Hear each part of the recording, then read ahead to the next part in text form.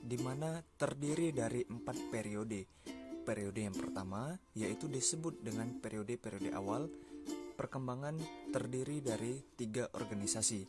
Yang pertama Budi Utomo, Sarekat Islam, dan Muhammadiyah.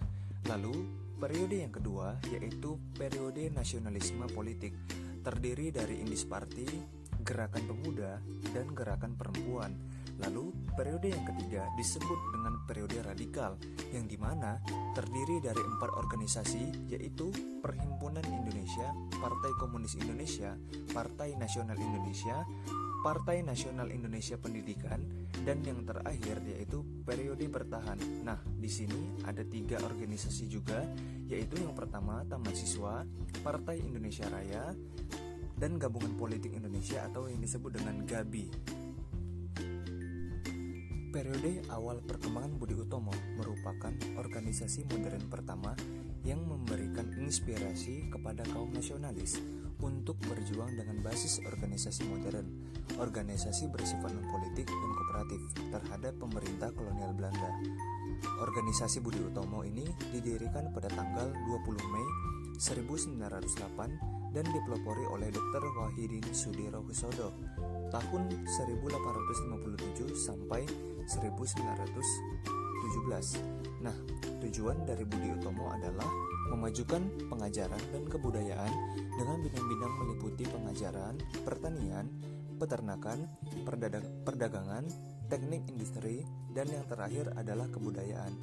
Dilihat dari tujuan organisasi Budi Utomo ini bukan merupakan organisasi politik, melainkan organisasi pelajar yang dimana pelajar Stovia sebagai penggeraknya.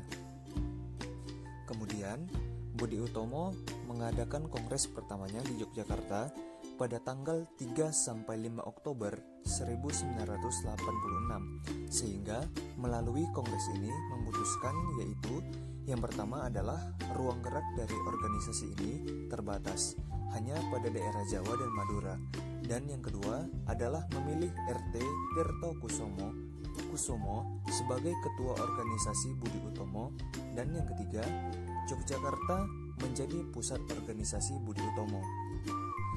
Pada tahun 1912, Budi Utomo ikut mendukung pembentukan Volksrat secara rafia, yaitu Dewan Rakyat. Nah, melalui ini Budi Utomo mengalami hal kemundurannya. Salah satu penyebabnya adalah berdirinya Sarekat Islam pada tahun 1912. Nah, sehingga salah satu faktor yang meredupkan pengaruh Budi Utomo ini adalah berdirinya Sarekat Islam. Hal ini mengundang simpati yang luas dari masyarakat setelah resmi berdiri sebagai partai politik pada tahun 1917.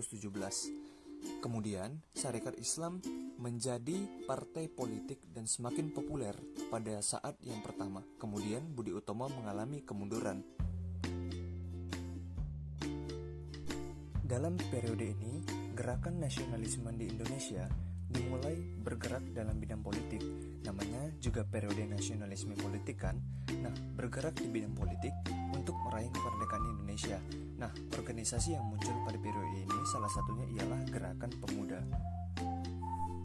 Nah, sejak berdirinya Budi Utomo, elemen pemuda Indonesia ikut bergabung, namun elemen pemuda ini tidak berkembang dan membentuk gerakan mereka tidak lama bergabung dalam Budi Utomo karena mereka kecewa atas dominannya golongan tua atau priai. Nah, sehingga selanjutnya gerakan pemuda ini tumbuh dan berkembang secara mandiri di berbagai daerah di Indonesia. Mula-mula gerakan pemuda ini pertama kali dibentuk dengan nama yaitu Tri Koro Darmo atau TK yang didirikan oleh R. Satiman Wiryo Sanjoyo di Gedung Stovia pada tahun 1915. Di Gedung Stovia ini berada di Jakarta. Tri Koro Darmo merupakan organisasi yang memiliki 3 misi, yaitu Sakti artinya kekuasaan, Budi artinya bijaksana, Bakti artinya kasih sayang. Nah, ini adalah 3 misi dari Tri Koro Darmo. Dari 3 misi ini dikembangkanlah menjadi 3 tujuan dari Tri Koro Darmo. Nah, tujuan yang pertama yaitu mempererat tali persaudaraan antar siswa-siswi Bumi Putra pada sekolah menengah dan perguruan kejuruan. Yang kedua, menambah pengetahuan umum baik bagi para anggotanya. Yang ketiga, membangkitkan dan mempertajam peranan untuk segala bangsa, bahasa, dan budaya. Itu adalah tujuan dari Trikora ini. Nah, meskipun demikian, tujuan sesungguhnya dari Trikora ini adalah mencapai Jawa Jaya atau Jawa Raya dengan jalan memperkokoh rasa persatuan antara pemuda-pemuda Jawa, Sunda, Madura, Bali, dan Lombok. Persatuan-persatuan inilah yang diharapkan menjadi ujung tombak kemerdekaan Indonesia.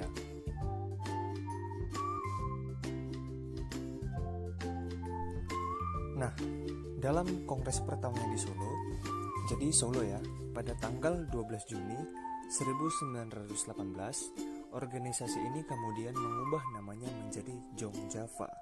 Ya, kongres ini juga menetapkan perubahan haluan organisasi yang dimana awalnya organisasi non-politik dan berubah menjadi organisasi politik. Kemudian, dalam kongresnya di Solo, juga pada tahun 1926, Jongjava dalam anggaran dasarnya secara nyata menyebutkan hendak menghidupkan rasa persatuan seluruh bangsa Indonesia serta kerjasama dengan semua organisasi pemuda. Nah, sehingga pada tahun 1926 mulai terbuka organisasi bekerja sama dengan pemuda-pemuda non-Jawa. Nah, dari situlah pada tahun 1917 di Jakarta dibentuklah organisasi yang merupakan persatuan pemuda terpelajar dari Sumatera yang disebut dengan Jong Sumatera Nanbon. Kemudian pada tahun 1918 berdiri pula Persatuan Pemuda-Pemuda Ambon yang disebut dengan Jong Ambon atau Yong Ambon. Nah, tahun 1980 sampai 1990 dibentuk juga Persatuan Pemuda Minahasa yang disebut juga dengan Yong Minahasa dan Yong Celebes, yang dimana salah satu pemuda yang terkenal dari organisasi ini adalah Sam Ratulangi. Kemudian pada tahun 1926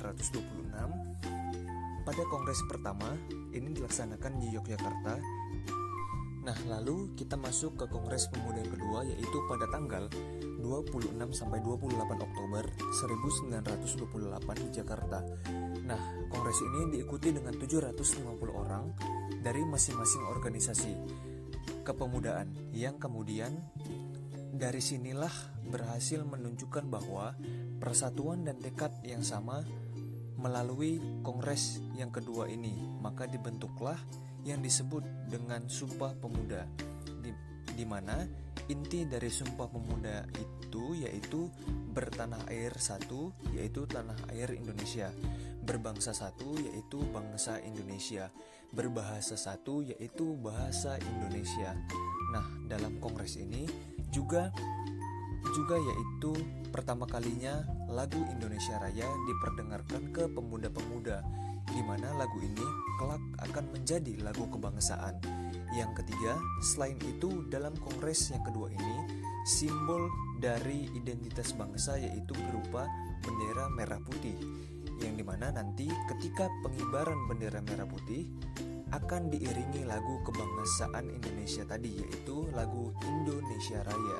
Jadi dalam kongres pemuda yang kedua inilah ada 3 hal yang lebih ditekankan, yaitu dengan adanya Sumpah Pemuda, yang kedua yaitu diperdengarkannya lagu Indonesia Raya sebagai lagu kebangsaan, dan yang ketiga adalah bendera merah putih sebagai simbol dari bangsa yang nantinya ketika pengibaran bendera ini akan diiringi oleh lagu Indonesia Raya, lagu kebangsaan kita. Nah, itulah tadi tentang gerakan pemuda atau Trikoro Darmo. Sekian video kita yang membahas mengenai organisasi Budi Utomo dan organisasi kepemudaan atau gerakan pemuda. Semoga video ini bermanfaat. Saya mohon maaf apabila ada kekurangan dalam penyampaian materi. Terima kasih. Assalamualaikum warahmatullahi wabarakatuh. Sampai jumpa.